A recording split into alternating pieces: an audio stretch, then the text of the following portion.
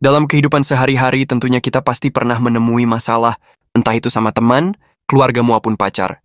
Dalam video kali ini kita akan belajar tentang prinsip stoikisme agar kita tetap mempunyai ketenangan dalam menghadapi berbagai masalah.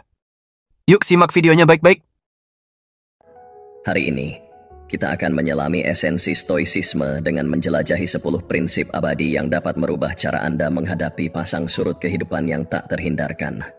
Prinsip-prinsip ini bukanlah teori abstrak, melainkan alat praktis yang dapat Anda terapkan setiap hari untuk membangun ketahanan dan kekuatan batin.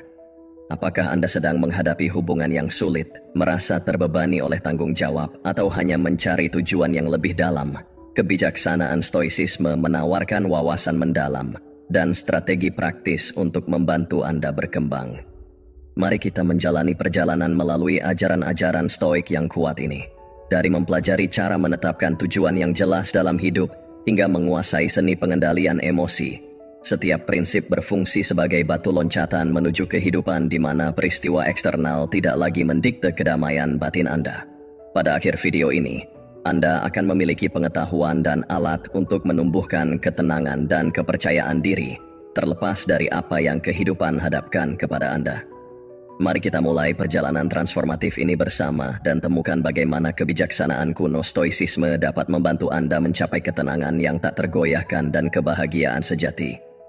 Jika Anda menghargai apa yang kami lakukan di sini, bantuan sederhana yang kami mohon dari Anda adalah untuk menekan tombol subscribe dan jangan lewatkan bagian manapun dari video ini.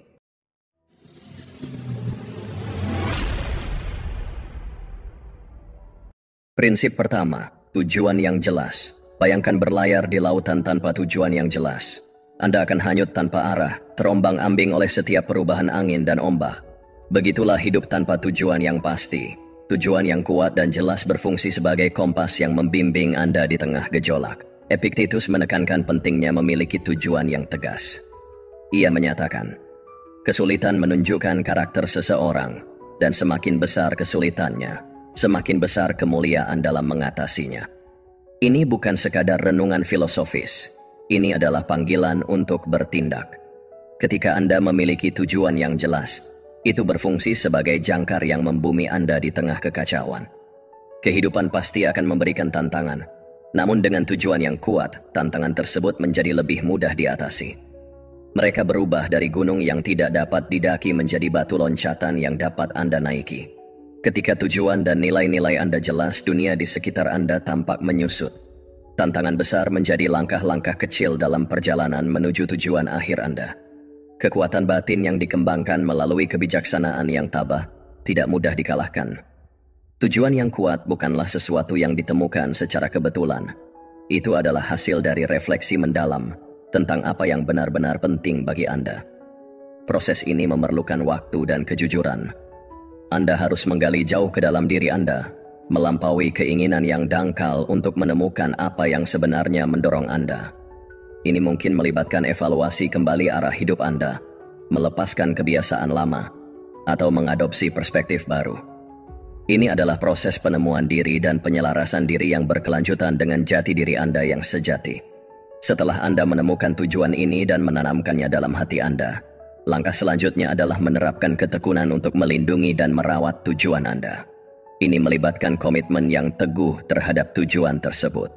Ini tentang hadir setiap hari, bahkan ketika keadaan menjadi sulit. Ingatlah bahwa tujuan yang kuat bukanlah sekadar tujuan. Itu adalah cahaya penuntun yang membantu Anda menavigasi perjalanan hidup dengan percaya diri dan ketahanan. Pikirkan tujuan yang kuat sebagai mercusuar di malam hari.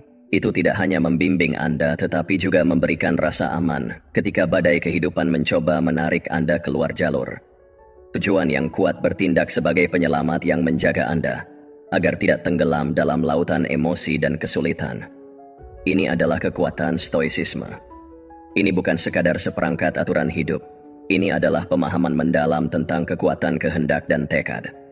Epictetus mengingatkan kita bahwa kekuatan sejati terletak pada kemampuan kita untuk tetap berkomitmen pada tujuan kita meskipun ada hambatan eksternal. Dalam cahaya filosofi ini, tidak ada yang mustahil dan tidak ada yang dapat menggoyahkan semangat tangguh Anda. Jadi, luangkan waktu untuk merenungkan tujuan Anda secara mendalam. Tulislah, resapi, dan biarkan itu membimbing Anda. Tujuan yang kokoh ini akan menjadi jangkar Anda, mercusuar Anda, dan pemandu Anda yang tak tergoyahkan melewati badai kehidupan. Prinsip kedua, menjaga pikiran Anda. Ketika seseorang menyinggung kita adalah hal yang wajar untuk merasa terluka dan ingin membalas dendam. Namun, disinilah letak ketabahan dengan pelajaran yang kuat. Emosi kita adalah hasil dari pikiran dan perspektif pribadi kita. Ini berarti kita memiliki kekuatan untuk memilih bagaimana menanggapi situasi apapun. Daripada membiarkan emosi membanjiri kita dapat melihatnya sebagai kesempatan untuk memperkuat kesabaran dan diri kita sendiri. Setiap kali Anda menahan keinginan untuk bereaksi secara impulsif, Anda sedang membangun otot mental Anda. Anda melatih pikiran Anda untuk tetap tenang, terlepas dari apa yang terjadi. Pengendalian pikiran bukan hanya sekadar keterampilan, tetapi sebuah seni yang memerlukan latihan setiap hari. Latihlah diri Anda dengan kebiasaan kecil yang membantu Anda mendapatkan kembali kendali atas pikiran Anda.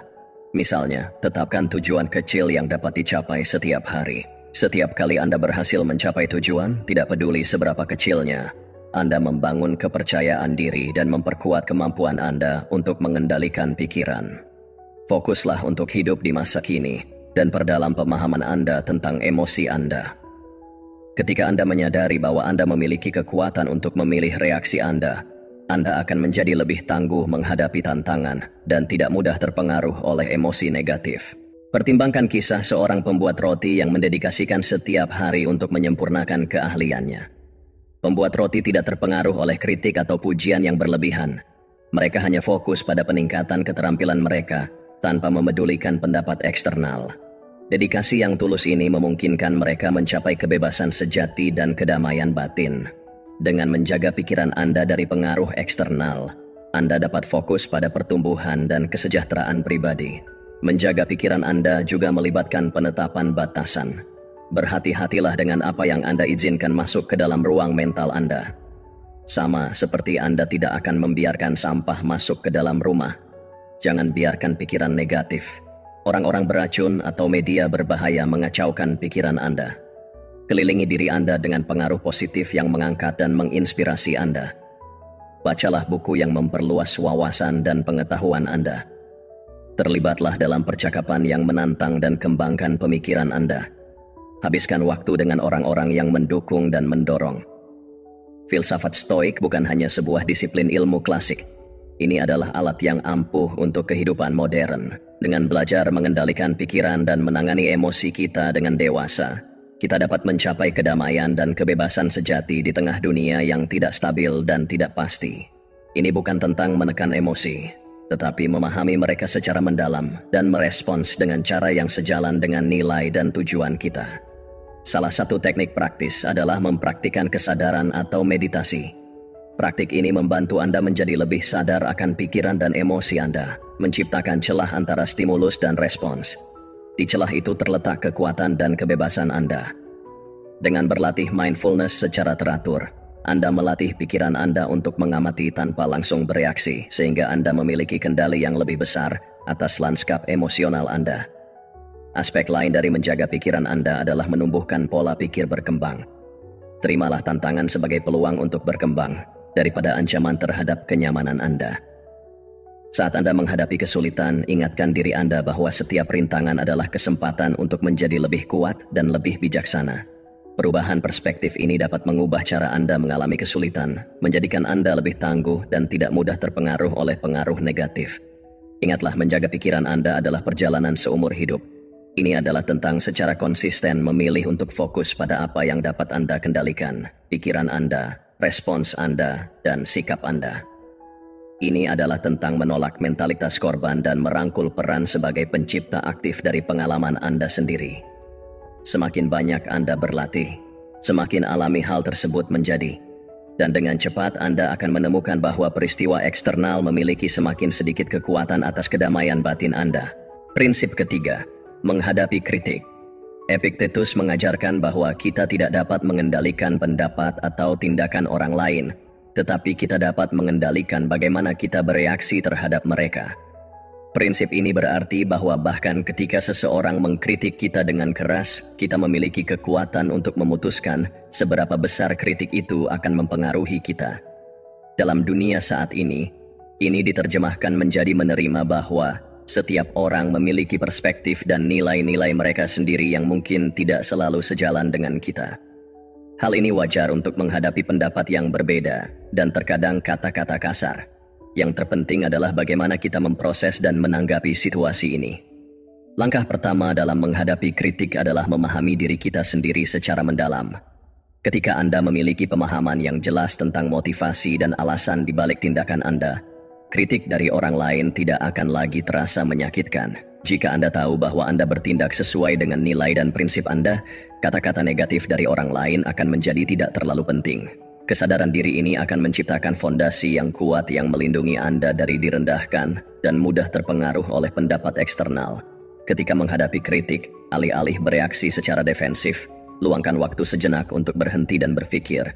Tanyakan pada diri sendiri apakah ada kebenaran dalam kritikan tersebut. Terkadang bahkan umpan balik yang kasar dapat mengandung wawasan berharga yang dapat membantu kita tumbuh. Ini tidak berarti Anda harus menerima semua kritik sebagai sesuatu yang valid, tetapi terbuka untuk mempertimbangkannya, menunjukkan kedewasaan dan kemauan untuk belajar. Stoicisme juga mengajarkan pentingnya kesabaran dan kelembutan. Kesabaran memungkinkan kita untuk menjaga ketenangan kita dan tidak bereaksi tergesa-gesa atau negatif terhadap kritik.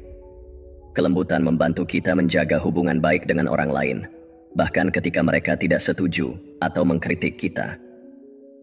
Pikirkan kehidupan orang-orang suci dan estetika yang menghadapi bahaya dan hinaan dengan kesabaran dan kebaikan, selalu berpegang teguh pada jalan yang mereka pilih. Dengan mempraktikkan kesabaran dan kelembutan, kita dapat menghadapi kritik tanpa membiarkannya mengganggu kedamaian batin kita. Menghadapi kritik juga melibatkan pengembangan kulit yang tebal. Ini tidak berarti menjadi acuh tak acuh atau mengabaikan umpan balik, tetapi membangun ketahanan. Ini tentang memahami bahwa tidak semua kritik adalah tentang Anda. Terkadang orang mengkritik orang lain karena rasa tidak aman, frustrasi, atau kesalahpahaman mereka sendiri. Dengan mengenali hal ini, Anda dapat mendepersonalisasi kritik dan tidak membiarkannya mempengaruhi harga diri Anda. Ingatlah bahwa Anda memiliki kekuatan untuk memilih respons Anda. Kebebasan ini adalah inti dari filosofi Stoik. Hanya karena seseorang mengkritik Anda tidak berarti Anda harus menerima penilaian mereka sebagai kata terakhir tentang karakter atau kemampuan Anda.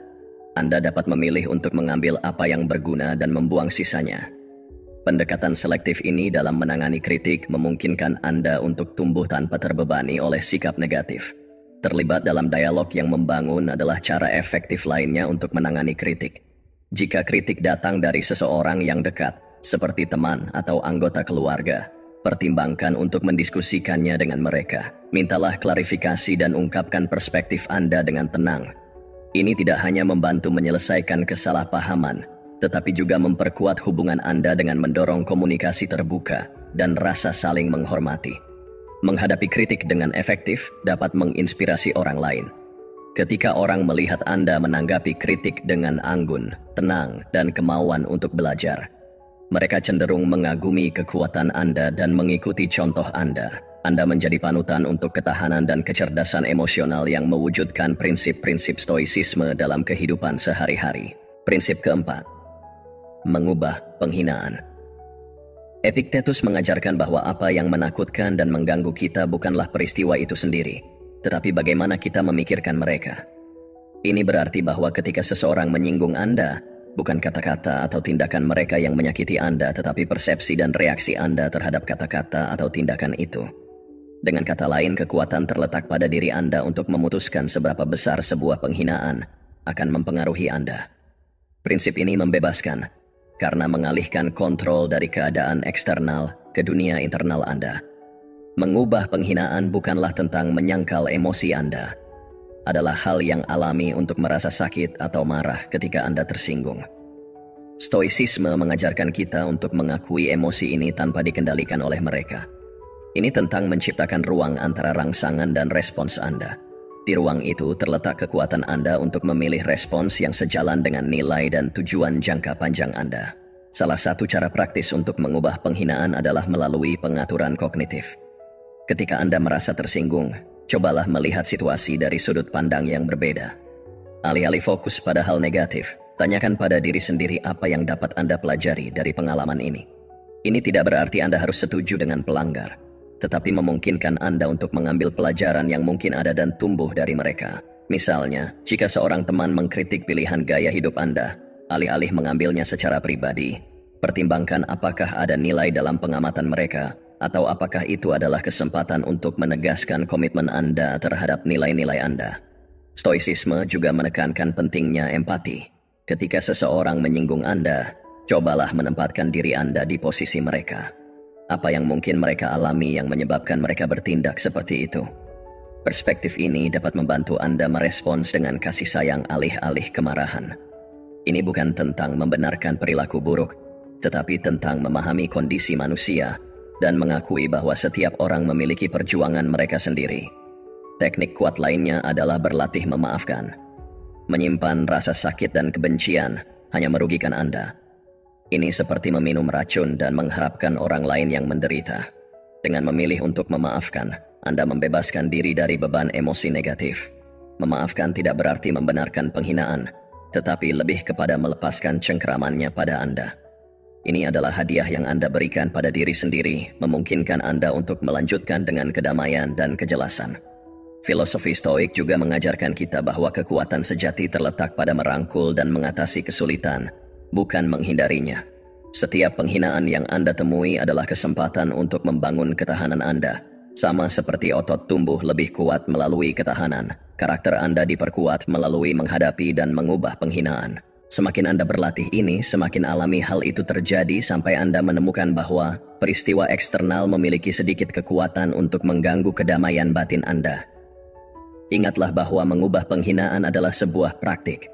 Ini bukan sesuatu yang Anda sempurnakan dalam semalam. Ini membutuhkan kesabaran, kesadaran diri, dan komitmen untuk pertumbuhan pribadi. Setiap kali Anda memilih untuk mengubah sebuah penghinaan, Anda memperkuat kebiasaan positif dan memudahkan untuk merespon secara konstruktif di masa depan. Prinsip kelima, mengatasi rasa takut dan malu.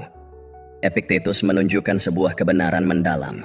Kita adalah orang-orang yang memberi makna pada peristiwa, sehingga menciptakan ketakutan dan rasa malu dalam jiwa kita. Ini berarti bahwa emosi-emosi ini bukanlah melekat dalam situasi itu sendiri, tetapi adalah produk dari interpretasi kita. Setelah kita memahami ini, kita dapat mulai mengubah cara kita memandang dan merespons ketakutan dan rasa malu. Ketakutan sering muncul dari hal yang tidak diketahui atau antisipasi hasil negatif. Ini adalah respons alami yang dimaksudkan untuk melindungi kita, tetapi dapat menjadi melemahkan jika dibiarkan tanpa pengawasan. Stoicisme mengajarkan kita untuk menghadapi ketakutan kita secara langsung. Alih-alih menghindari apa yang menakutkan kita harus memeriksanya dengan cermat. Tanyakan pada diri sendiri, apa yang sebenarnya saya takuti? Rincikan menjadi kekhawatiran spesifik. Seringkali Anda akan menemukan bahwa ketakutan kehilangan kekuatannya ketika Anda menganalisisnya secara rasional. Misalnya, bayangkan Anda takut berbicara di depan umum. Ketakutan ini mungkin berasal dari kekhawatiran akan dinilai atau melakukan kesalahan, tetapi dengan memecahkannya, Anda menyadari bahwa audiens tidak ada di sana untuk menghakimi Anda dengan keras. Mereka ada di sana untuk mendengarkan dan belajar. Bahkan jika Anda melakukan kesalahan, itu bukan akhir dunia. Setiap pembicara mengalami kesulitan pada suatu saat. Dengan menghadapi ketakutan ini dan mempersiapkan dengan baik, Anda secara bertahap membangun kepercayaan diri.